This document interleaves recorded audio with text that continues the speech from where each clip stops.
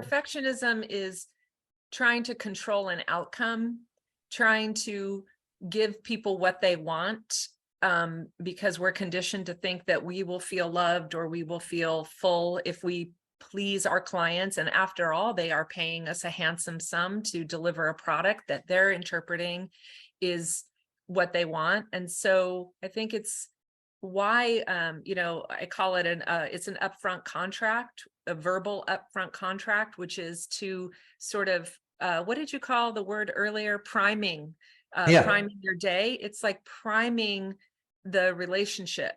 And with every conversation, we're teaching people what to expect from us and how we expect them to treat us.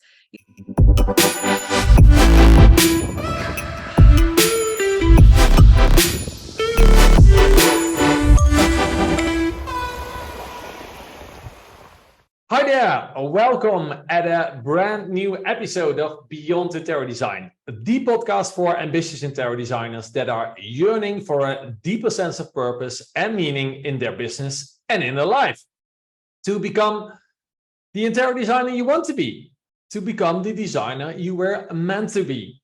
So, if you feel that way, and you are absolutely in the right place, to get clarity on the path that will lead you to the next level with your interior design firm, to shape your business in such a way it is fully aligned with your passions and with your values. And not just to make money, but to make a difference and to ignite your soul. So therefore, I'm grateful that my special guest of today and this spiritual and energy-rich lady have reached out to me because she's a personal growth junkie too. We do have that in common. And as you probably know, our philosophy, what we believe here at the Institute of Interior Impact, is form follows meaning. And this lady is using the magic too. The magic that happens in realizing that having a beautiful home is more than creating something visually pleasing. It's about building a home for your tribe, creating a vision for, and manifesting a unique space that nurtures your soul's growth. And now, she loves nothing more to inspire other entrepreneurs, especially interior designers and beauty makers, to engage in a spiritual practice and to turn their daily struggles into what she calls divine hustles. Are you ready for a spiritual journey beyond interior design? Please give her a very warm welcome. She's the principal of LMB Interiors, a multi-million-dollar interior design business, live from downtown Oakland, California. Here she is, Laura Martin Bovard. Oh my gosh, that is a phenomenal introduction. Wow, you're speaking my love language all over the place, Mark. Thank you. Welcome. Happy to have you here. I know it's 7 a.m. your time, so all the credits for you. Yeah. All good. The divine source gets me up at 5 every morning. So I spend my first couple of hours communing with the beyond energies, and that gets my day going. So I'm all ready for you guys. Thank you for having me. So just to be curious, what is it that you were doing the last 2 hours then when you started today? What is what you did? What is meditation or visualization? Question. Yeah.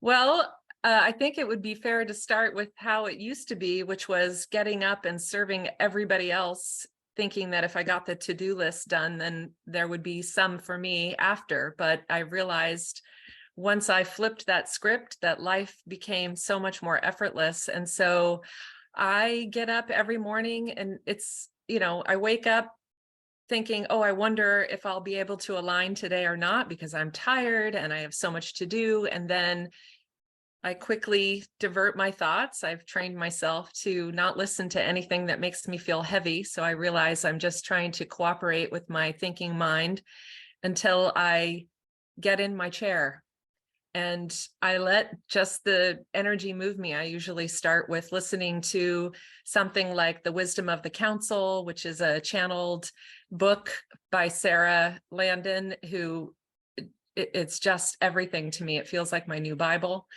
I say that lightly because I'm very anti-religion, but I just sit into it, and I usually end up journaling for quite a long time. I meditate, I listen to my spiritual playlist, and just let it move. And within maybe 20 minutes, I'm sitting washed in a glow of love. And I try to amplify the love, and that gets me Wow. going.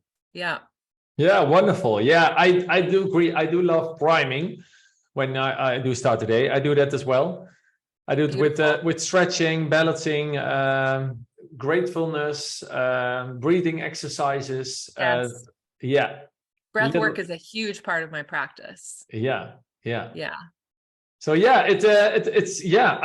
I know how it can change your day, huh? If you are really clear about your focus on the day and what you're grateful for, and yeah, Yeah. sending all this love and connection, and Yeah. stacking beautiful memories of the days before. Huh? I'm Yes. thinking about the memories Savoring. you're going to create that day. Yeah. Well, Yeah. good to hear 100%. that. Yeah. It's really fun. Yeah, so today we are going to talk about release the struggle and running your business from soul. I love this topic so much, and I have to tell you, Laura, and everybody who is joining right now or listens to the podcast, um, what we are going to talk about today is, in my opinion, a kind of secret of success. Is it? Oh, it is 100% the most simple secret that we are so conditioned away from in this culture. And we don't, it's just incredible. We don't have to go through anyone. We just get to align, and we are, using our own self-discipline and our own free will. And what I was thinking about this morning when I was anticipating our conversation, and I love to talk to you so much because we have so many wonderful things that we have in common around this practice. But I was thinking how I used to run the business from thinking that I knew what was best. Like we've been taught, oh, here's the structures, here's the contracts, here's the budgets, here's the way to manage your staff, here's the way to do all of these things. We're told how to be, and we buy into that, thinking that that is the way, when really there are 8 billion ways to come home to ourselves. And we just each need to use our own free will to align with whatever way lights us up. And so I say following the energy, but I was thinking it's like, almost like I'm telling the chef what to put on the menu because I know what I like and I know what I've been told I should like.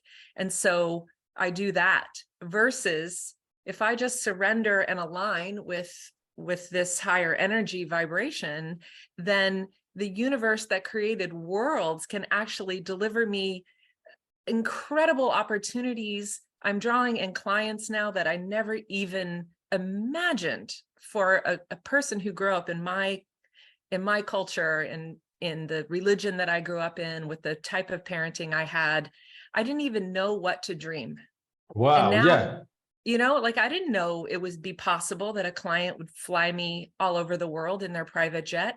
Like, that is not my world. I grew up, very little means with very little education. And so I know that this formula works. And the more I align, the more magic comes in. And I'm like, I don't even need to know how today is going to go. I What just know was that, yeah, because yeah, can you take us a little bit back to your childhood and what happened? What was the pivot point when you kind of experienced the first time that this is the way to go for you in life and with your business? yeah. I stopped telling my childhood story for a while because I felt like it was sensationalistic, or it was just a little bit maybe from a victim perspective. And now I see it as the absolute greatest gift. And when you look back over your life path and you can see, well, I didn't realize why that thing was happening, and now I see that it was the divine Yes. source giving me the tools that I needed to be, the gritty, gracious woman that I've become. And my father's brand of being a Pentecostal Christian was really ensconced in patriarchal, very restrictive, misogynistic ways. And I was his property, essentially. And he viewed the women in his life that way. And now I realize that that was the fuel that ignited a fire in me, that I realized I don't want to belong to anyone. And so, there were many things that happened, but the short version is that at around age 16, the control became too stifling. And I just realized, through my own naivety or my future self looking out for me, I decided to leave home at 16. And I wouldn't wish that on anyone. It was the loneliest, most insecure, painful season of my life between like 16 and 26. But in my early 20s, by the grace of, just alignment, I fortunately was born with the ability to look for the good in things. And that seed was germinating back then. And as I started to, more people started to come in and started helping me. So through a series of events, I ended up getting to go to UC Berkeley. And I had a therapist at the time who counseled me for free because she saw something in me. And that led to, I didn't even know what interior design was, because when you grow up in a military household with a truck driver father, you don't know. People will pay you to create beauty. Who knew? So all of that was sitting right there. And, just through divine alignment, people started showing up to help me. And that's where the free will came in. I really, I worked full time. When I was 19, I was supporting 3 of my siblings, one sleeping on the sofa, one, my little sister, I was her guardian. And just over time, it just unfolded. So does that answer the question? I could go into more detail, I like to hear, and I hear that from a lot of successful people, that they see big or small, that our problems are a gift. And that's such a great way to look at all the challenges you are facing, because you can have small challenges, big, small problems, but every time there's a kind of lesson in it. Are you taking action on it? Do you change something in your life? And that's so valuable. So in some way, Sven and I are the same. We're like, hey, if we do have a problem in our business, we're like, yay, yes, let's go to the next level. What is going on here? What can we change? What can we improve? What's going on? And when you do have that clarity, you have so much power to take the next step. And I think infusing that into my business with my staff, I used to have a team that was very fretting and worrying. They were always wanting to talk about politics and how doom and gloom and everything. And I just said, we don't discuss that in the studio. Like, this is an interior design office, even though we're very familiar with each other, let's just energize this field for optimism and joy, because I know that there's a solution to every obstacle. And I don't see it as a problem. I see it as, what are we here to learn, and how can we? And we have been faced with things that we're like, how are we going to get out of this one? Am I going to get sued? Is that, but I always say, how does it get any better than this? Or I don't know how this is going to turn out, but I can't wait to find out. Just little things like that, little, tools that help to redirect their energy to match my energy, instead of me getting down in the dumps with them. I do it with my family. I do it with my friendships. We are curators, creators, curators. And so curating our environment, even down to our spiritual practice, down to the food we eat, down to, the clients that we choose to take, that's free will right there. Yeah, everything is energy. I really do like that. So if you are in a positive energy, you are attracting the same energy, or even better. And when you're in a really down mood, you're like, well, it's not happened very often, I have to say, because I'm quite a kind of positive guy. I don't know. You have a reserve that is remarkable, Mark. Like, your energy, you just always. And it begets itself, right? Because then once you realize how great it feels to feel great, as soon as you start to tank, when I start to tank, I just have learned to have compassion for myself, because, I'm 57 almost. Wait, how old am I? I can't remember how old I am now. That's how old I am. 56 or 57. And I think I'm Somewhere. I think I'm 57. Damn.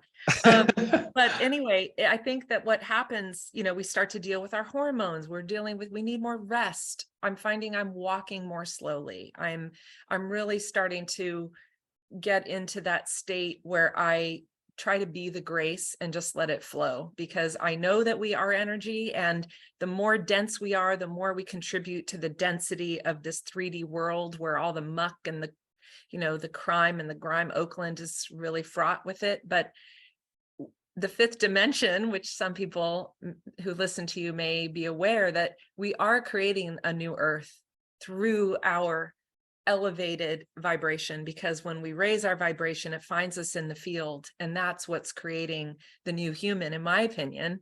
And I think as interior designers, we are creating portals to the divine through whatever energy we're putting behind our interiors.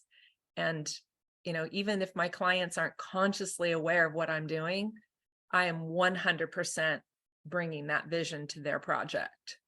But because wonderful. We do know the impact and the power of designing those environments and the impact of the environment on people's life.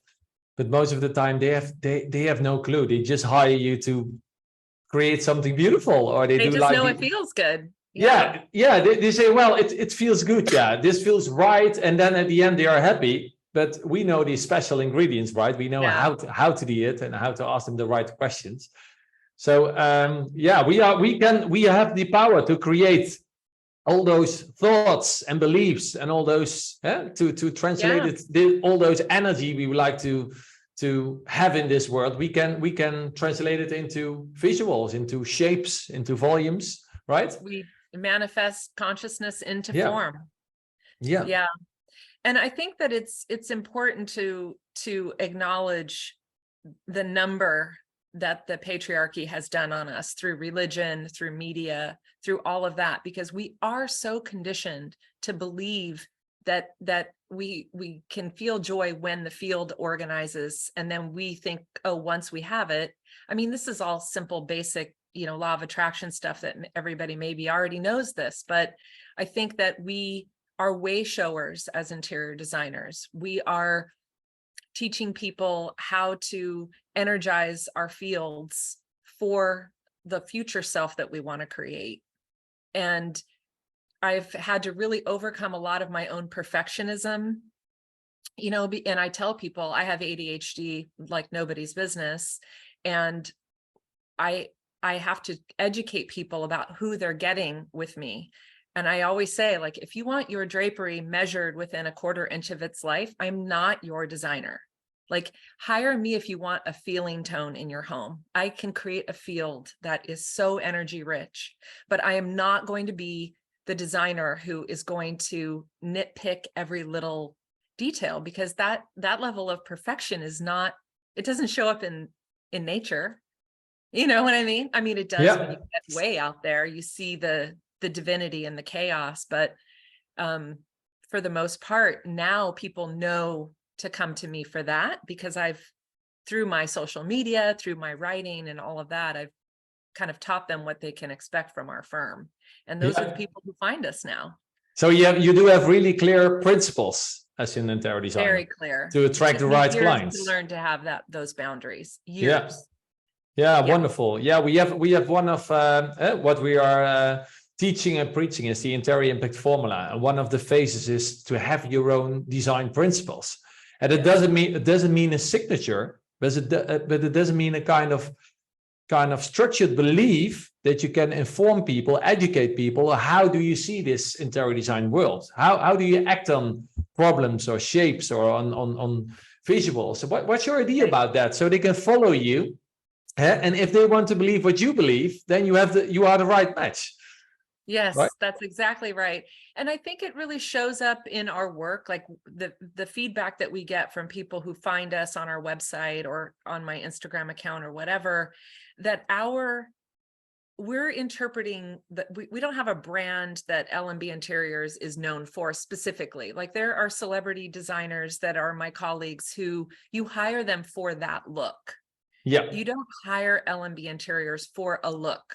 You hire us for us to interpret, who you're becoming and how you envision your, do you want to gather more people in your home? Do you want to open your home up for fundraising? Or, I sort of see that we're the ones that create the possibility for our clients to be able to give their gifts to the world,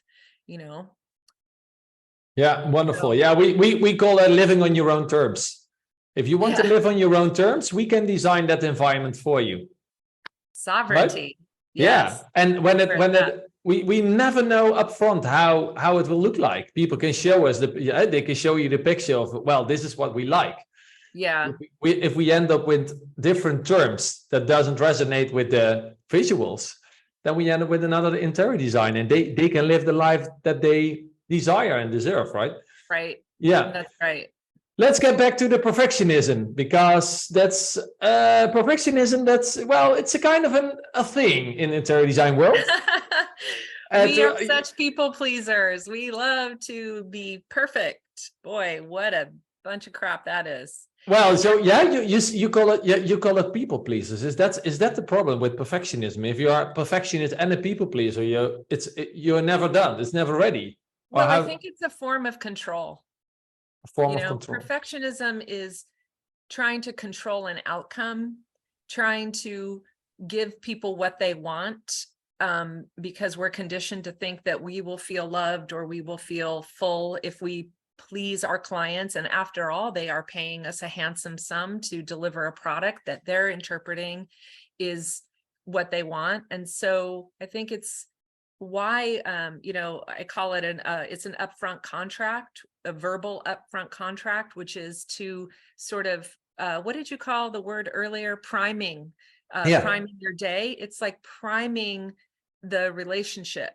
And with every conversation, we're teaching people what to expect from us and we expect them to treat us. Just because they're the ones paying the bill doesn't mean they own us. And I think, I'm working, for example, on a project where the client has multiple interior designers around the world. And I see how, I know one of their other designers, and I see how the kind of the rigidity and the perfectionism and the control, she's delivering a good product. She's a good designer, but I don't interpret that she is joyful or feeling happy, because she's really trying to people please. She's really trying to get it perfect. And there's no such thing. And so when I am faced with conversations with our mutual client, I have had to have conversations to say, it's a happy accident, or I don't know the answer yet. Perfectionism is giving an answer before you're ready to give the answer. And no is a very valid response. And sometimes the answer is, I don't know the answer yet, but I know that it will come. And I wait until I've had a couple of days, until I align with source, until I get quiet. And then the answer is just there, or the problem often just goes away. Somebody else takes care of it. It's amazing. Yeah, we do have that. So we had some kind of strategy like, hey, well, let's not respond so quickly. Let's see what happens when we do not respond and we don't take action and we are not proactive. We don't have to. No, we don't have to respond. Yeah, I do not check email on the weekends. I do not answer my phone after 6 o'clock. I guard my private time with such loving, strict boundaries. It's wonderful. Like parenting. It's like, I had parented my children. Yeah, but it is, hey, who's the designer? You can be the designer of your own life. So why do not design your weekends, your free time, your evenings, your social time? If you want to work in evenings, it's wonderful. If you want to sport in the morning, just block your schedule. Say to clients, like, hey, this is my morning. I do sports at morning.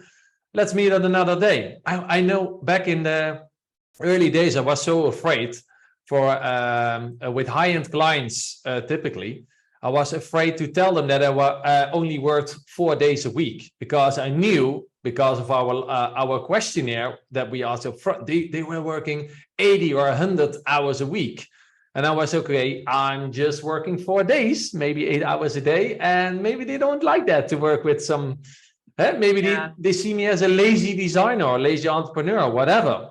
But after, I think 1 year, I had the guts to just respond with, sorry, I don't work on Fridays. I'm going to play Lego or whatever with my young boys. And well, actually, they were kind of jealous. That's what was happening. And they respected my free time so much. I was like, okay, now I do feel the freedom.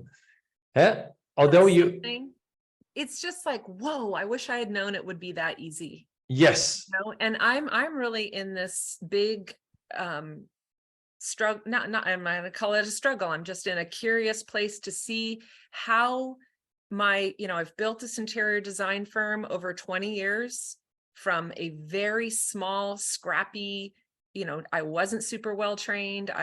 Fortunately, I love people. And so I could network and hustle and get good clients to kind of practice on. And I do have good taste. So fortunately, it all worked out. But now that I've grown LMB Interiors, and I'm really, I have a lot of coaching clients that I'm teaching these younger designers how to operate from their divine feminine, to like understand what is their own rule for themselves versus what they've been taught by our interior design community, by the patriarchy, by their own religious upbringing, whatever their thing is. And this divine hustler thing is really taking off. And I'm like, well, where do I put myself? I have a family with children who still need me, even though they're 17 and 20. And I have my divine hustler retreats and Instagram and writing and clients I'm supporting. And then I have my LMB Interiors thing, which is, it's a multi-million-dollar company. Like, I have to be there. So how am I going to say I'm going to take Fridays off? But what I have done, which I recommend for everyone, is I have a sofa in my office and I take a nap there every day in front of my staff while they're working. Whoa. I'm looking at myself going, this is so audacious of me. Am I allowed to do this? And I'm like, oh, I think so. I'm doing it, and now they just know that I am more productive and creative when I've had my 20 minutes to check out. I put on my binaural beats, brain balancing for my ADHD. And they are starting to lighten up on themselves, because I think if my staff is well cared for and they feel energy rich, they're going to be better for the team. Anyway, I got off topic, but it's like, what's the next boundary for me? Yeah, but you're not off topic, because we just talked about designing your own principles and your own terms, because if you do communicate them very clear and you have them very clear, it's really easy to communicate, to set your standards, to set the expectations and appreciations for your clients. But now you're talking about designing your company culture. But because what is it when you have a team? You want to experience them the same, right? You want to give them a part of your freedom, that they are allowed to do stuff. If they know it will energize them to do a game for 10 minutes, or to go on social media, or to go for a walk, please go for a walk. Don't stay at your desk or exactly. You need to be, right? Yeah. Yeah. And I think, when we're of a certain age, I think we naturally do get to that place where we realize our time is precious, and, we get more confident in being able to set these boundaries through our lived experience. But my desire is to really, if somebody had come to me when I was 30 and said, listen, you don't have to wait until you're 55 to say, not today, no, thank you, I don't have an answer for you yet. But we think we're still in that thing of pleasing the teachers, pleasing our parents mode. So my desire, and I think as we get older, we want to be way showers, to help kind of walk people home to themselves. That's the natural evolution of a being who is self-reflective. But I don't want them to wait. I'm just like, do it at 30. Don't wait until you're 55. You could have such a more lovely life if you set those boundaries and let go of your perfectionism sooner. Yes. That's my desire with Divine Hustler. I've done it with my staff. Now I want to do it with more young women. Yeah, it's wonderful because it's literally start with it very soon. Try to not we are used to we think we are interior designers. We need to act like an interior designers. Clients are paying us a lot, maybe, especially high ticket clients or high value clients. And I had the same problem with are high end clients more demanding? What's your opinion about that? I would say that is true. They definitely have become accustomed to a certain standard, and we're sort of like paying for the sins of those who have gone before us, people who will contort themselves, people who will not set boundaries, and then they come to expect that you're their servant instead of seeing you as an equal, and I think it's how we comport ourselves, or how we teach them with that priming how it's going to be. So can you give me an example? Because they might ask you, like, hey, when the new couch is coming in, can you deliver it on Sunday, for example? When I did my intern, I had a client. He was expecting everything. They need to fly with a private jet with literally flowers to Switzerland to bring a bouquet on Sunday. I was like, okay, is this the world of high-end interior design? I do know now it's not the world. It's like, which clients do you choose to work with? Are they on the same level? Do they have the same terms? If you want to be a servant for them, just a designer, decorator, whatever, you can do that. And I guess, what do you do when you don't realize they're that person until 6 or 8 months in, and now you've already invested a lot of time, and furniture orders are underway, but if you haven't trained them early on, then they will ask for that Sunday. And truthfully, it's now 20 years in. This coming weekend is the culmination of a 2-year project with very high-end wealthy clients, and they have flown their staff in from around the world to come help set up their home.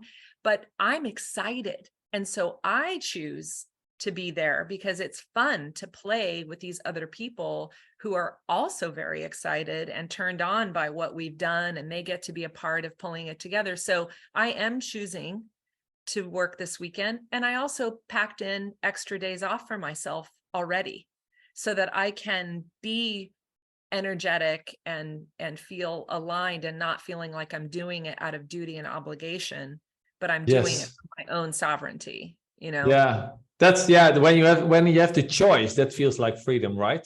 You can be really busy. I can tell you, I don't want to work a lot, but I'm a hard worker, and I'm like, but it's a choice. It's a choice that I work hard. When it feels that way, it's not. Then life is great.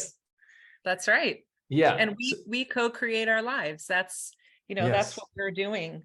And, I think that we are, as humans, as souls, that we are here to seed the consciousness to a higher way of being.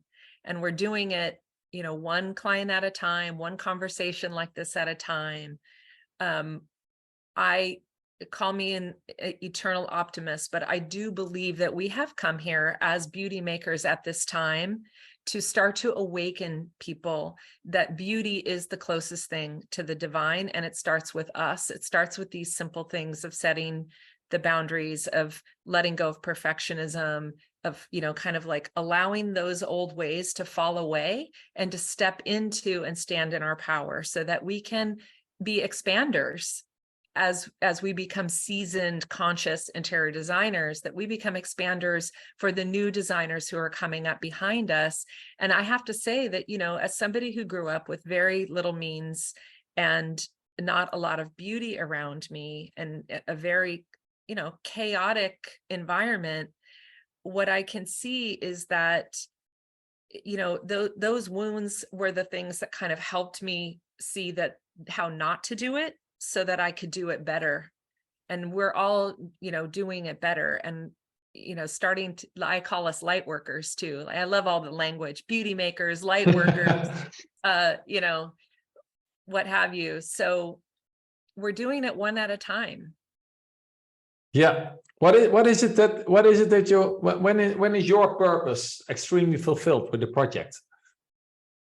Oh my gosh, I have this addiction to transformation. Like watching anything improve is such a turn on for me. Like any little moment that creates beauty. Oh, I want to just go back to say something I was about to say, which is, oh, I lost it again. Oh, it's so good. It'll come back. But the transformation thing is really my dope. You know, like when I get the most turned on is when I see this house that I've worked on for 2 years, everything is in its place and it is so beautiful. I almost cannot tear myself away from the project. You know, I've actually had clients say, it's been so lovely having you. And I can feel their energy going, but now I want to enjoy it with my family. I'm like, but aren't I your family too? Look at this. Let's hang out. Yeah, I want to live I don't here. ever want to leave. Yeah. Like the first before and after pictures I posted on my website, you know, whenever that 18 years ago, I would just look at it. I would look at the old picture and the new picture. Oh, this is what it was. It's like, I did struggle for many years around being an interior designer and the consumption and the lack of consciousness around the items that we were sourcing and the pretension that is interpreted. You know, I'm sure many of the people who are interior designers listening to this or beyond can relate to the idea that there is something, it's like only the elite class can hire interior designers when beauty belongs to everyone. You know, it's our divine birthright. And so I've had a real struggle with feeling like, man, this is a real pretentious industry that we're in, and we're serving this social elite class that can only afford to hire interior designers. And what about everybody else, you know, and then they're consuming cheap products, trying to do it themselves. And we've lost sight of the beauty and the importance of slow design, of curating a beautiful home over time, collecting objects that matter, that have a story. And that's the brand, you know, that's what we bring. If there is a brand, that we really want people to be so conscious and to see if every item in your home brings you joy. And we don't turn away necessarily smaller projects that aren't going to net as much money. If we think that people can be helped, we'll have, you know, one of the junior designers work on their project at a lower rate with lower income, you know, and then we curate by finding things. And we really do try to minimize all of that. But that's been a big thing to contend with, is like, how do I be a compassionate, conscious being while serving people who have made their money through, you know, corporate means that aren't necessarily the best thing for the planet, you know? Yeah. But isn't it true that when you have, when we would like to serve everyone, that the problem is that the media and all the pictures that they shown us from interior design, it has to be expensive, it has to be luxury design, detailed, extreme materials from all over the world, only the big brands, that everybody gets this vision of that's when you are happy, that's when you are wealthy, that's when you are rich, and it's this kind of dream.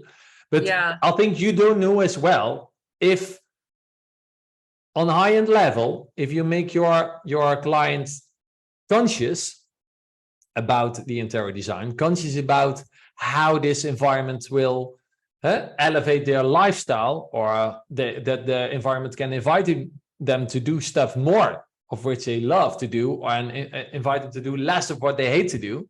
If they are conscious, you are moving to another level, right? And I think this consciousness is not the story in the media about interior design. It's not. And I think that we're changing it one conversation at a time. Have you heard of the term pre-luxury versus post-luxury? No, tell me. That term. So, you know, we're in an industry where we're consuming a lot of luxury, and a lot of the clients are very conditioned to have brand name things like Hermes or, you know, Holly Hunt, or whatever the brand name is, Christian Lieg, whatever. And what I am and initially those brands started out as cottage businesses, and they grew, and then they got bought by bigger companies, and now Holly Hunt's not even owned by Holly Hunt, right? And so it's like trying to educate the client that we can create beauty by using local workrooms who are small handcrafters that we manage, that are done slowly over time, and trying to kind of swing the pendulum back to slowing down. Less is more. You can still have elegance and beauty with simpler design that isn't, and so post luxury is people who have just like saturated themselves with so much luxury that even owning Hermes wouldn't fill that void. You know what I mean? Like now, all the Hermes I could possibly stand. But going back to, finding somebody that's like a local, somebody who works directly with the Peruvian weavers to find the most beautiful alpaca to weave.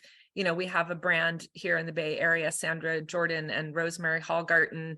Oh, I shouldn't say their names together because they're actually competitors, but they create these more stateside cottage businesses. And so it's just like, how can we find resources that are just as high quality, just as beauty, that are pre-luxury quality without brand names attached to it?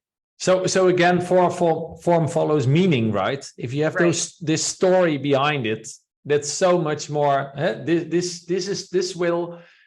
That's when you value products and items.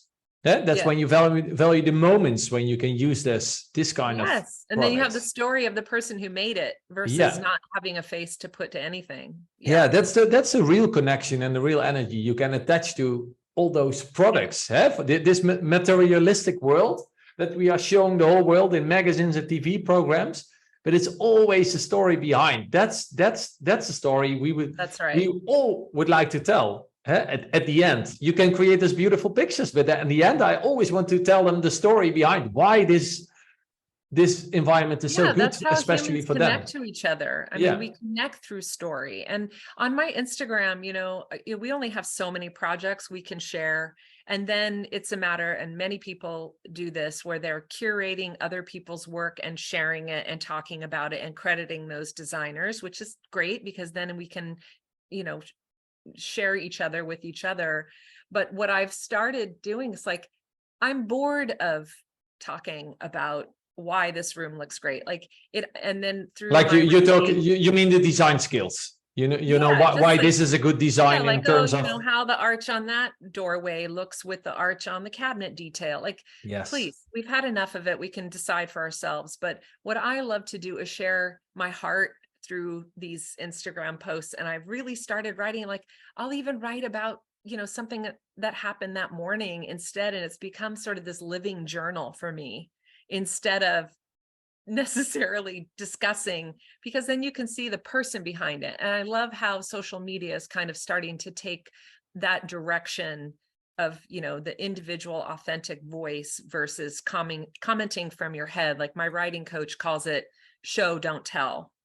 It's like you're showing emotion versus telling somebody what you're thinking about the emotion. We do we tell them a lot, like when you are in your head, you're dead. That's like talking about all those arches and colors and materials. Like, okay, those are the features. Totally. It's the intellectual mind. Please. I'm so bored of it. Right. It's most of the time it's boring. Just to have the facts, they are okay, but that's not the story you want to hear or the impact you want to create. It's not about this story. No. So we everybody can choose. Are you going to own your future, or is somebody else owning your future? That's a choice, up to you. Well, and I call it like living from ego versus living from soul. And it's not like you wake up one day and now all of a sudden your whole life is soul. Like we still are in this culture. We're still inundated with all these interior design images and being shown, and then comparing ourselves, which that's a whole nother podcast in and of itself. The comparison thing that we get slope, self-harming through comparing to others. That one gets dicey.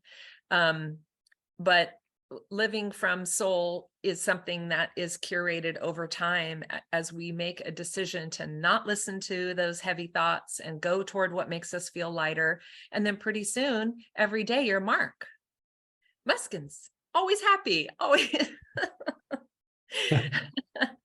always kicking ass. Yes, I'm kicking definitely. With the last 3 years with the Institute, we're so much kicking ass work. You totally are. I can feel it. Yeah, we are communicating the higher purpose, and that's what we finally got with the interior design firm, Masters of Interior Design. We were communicating the higher purpose of interior design, and that felt so fulfilled. And then we were moving to the Institute, and then again, we can. This is the podcast is my playground to explore more, to research more, to meet people here with the same energies, with the same beliefs, and new insights on this journey that we need. We need to change the interior design branch sector. It needs to change. Totally, and I could easily compare like that comparison thing when I see other people like you and Sven who are putting out this conscious message to the interior design community. Like if I had 100 lives, there are so many things I would be doing. Like I would have a wildly successful podcast. I love to talk to people, and but there's only so much time. So I'm so grateful that you guys are doing this, because what you're doing is really broadcasting an energetic up-leveling of the vibration of beauty makers into a field where the rest of us can come together. And that's how we're going to catalyze this energy and change humanity. Yeah. There's the real value, right? That's the real value. That's the goal. That's where we're heading. Yeah. Yeah, wonderful, Laura. Yeah. Do we need to, Mark? What else? What else? Yeah. Do we need to add anything else? I think we spoke. We can talk for hours on different topics for sure. So maybe we need to do that. I can invite you for another podcast in the future. But well, I think the bottom line is when we all communicate the higher purpose of interior design, we are raising the value of the whole institute, of the whole industry, right? Yeah. That's the task I think we have to do as interior designers, not showing all this beauty, pretty images, but what's the real value? What's behind it? Yeah, and those are good to a point, but exactly what's deeper? It's sort of like, when I go to cocktail parties or industry events or what have you, that surface level only lasts for so long, and then you can feel the energy tanking. And I have in my pocket a few questions that are a little startling for people at first, but man, I'll tell you what, I have learned the richer story underneath these people.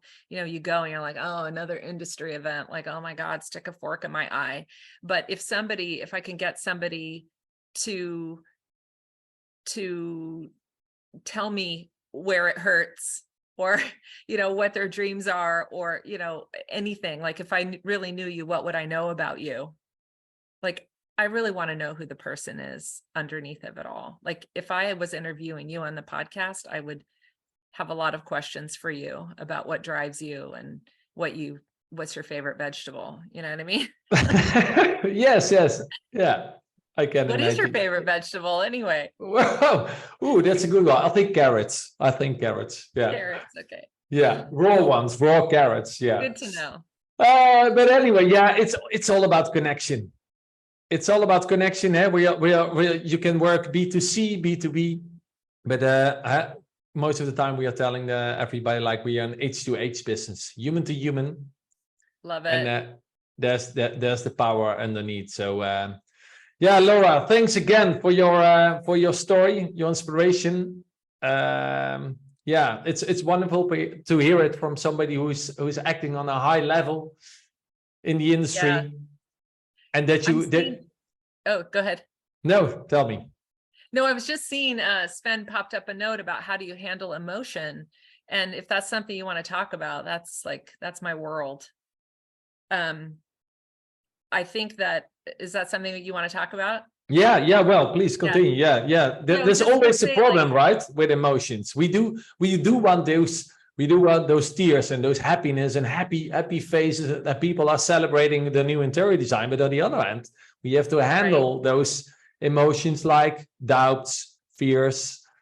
Yeah, and I think that I think there's a route we could take between what's the difference between emotions and feelings, but that, maybe is a different one. What I like riding the emotional wave, like, emotions go from, hopelessness and despair all the way to elation and joy and expansion. And what I have found through this energy work that I do is like, I used to be in like our nervous systems get very rigid, almost calcified, like the neural pathways become, quite, the older we get, they can get really gripped. And then sometimes emotions are outbursts of unmet feelings, right? And so I cannot separate my wounded, unseen perfectionist little child from the boss who's running a multi-million-dollar company.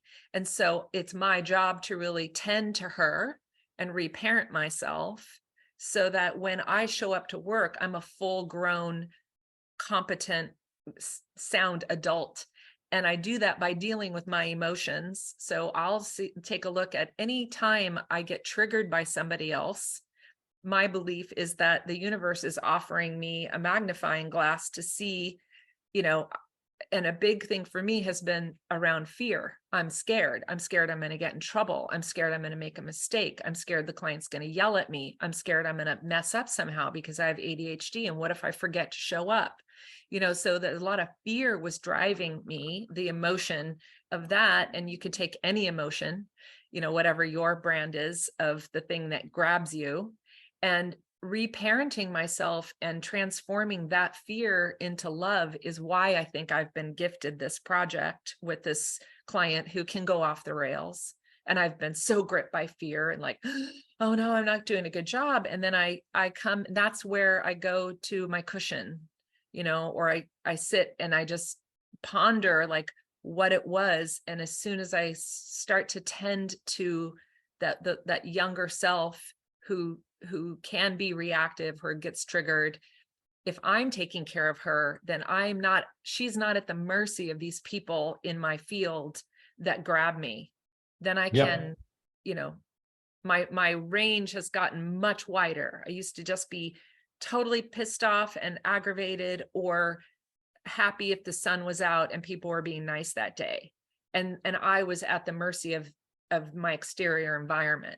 And the more I come home to myself and the more I nurture that inner self, my range has gotten much wider.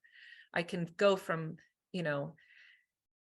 feeling less than to feeling bliss and elegance in a matter of minutes if I tune into that. So. Well, maybe that's a good topic for the next time, because it all has to do with limited beliefs.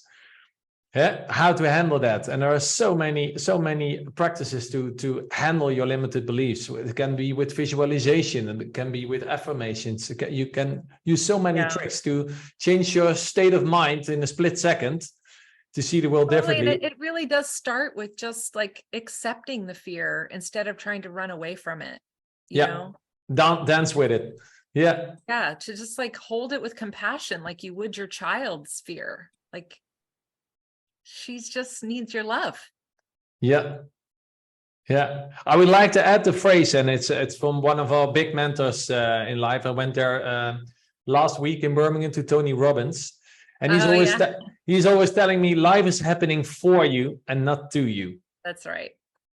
And that's exactly right. Every time when this is the first sentence in your mind, when something is happening during the day, it's always like, wow, okay, what can I learn from that? What is it? Why do I react in such a way? Why do I feel this way? What's going on here? And you can grow every day. That's right. Wonderful. Good times. Yeah, good times. So, well, interior designers, if you are here joining us live on the Interior Design Beyond Interior Design podcast, you can stick here for us a short Q&A with Laura. And otherwise, I would like to thank you for listening to this podcast. And I do have exciting news, because you've heard Laura Martin Bovard. Are you tired of the same old routine of this interior design branch of your with your firm, what you are doing? Tired of not getting where you want to be? Or are you yearning for a deeper sense of purpose in your daily work or in your life? Well, you know when it's time, it's when there is something inside you that wants to break free out of the routine, to step into the person and to become the interior designer you want to be, you were meant to be. So if you feel like that, then join us on the Beyond Interior Design coaching program to get clarity on a path that will lead you to the next level with your interior design firm, to shape your business in such a way it's fully aligned with your passions, with your terms, with your values, and not to just make money, but to make a difference. Because you know, interior design is so much more than just dragging beautiful stuff into a building. Remember, you are the designer. So isn't it time to design your own future? To do something to create the impact you've always dreamed of, to do something that ignites your soul. Therefore, Sven and I, we are on a mission. We are looking for 25 ambitious interior designers to take their interior design studios to new heights. Me and my team can't wait to serve you. So, are you going to be one of them?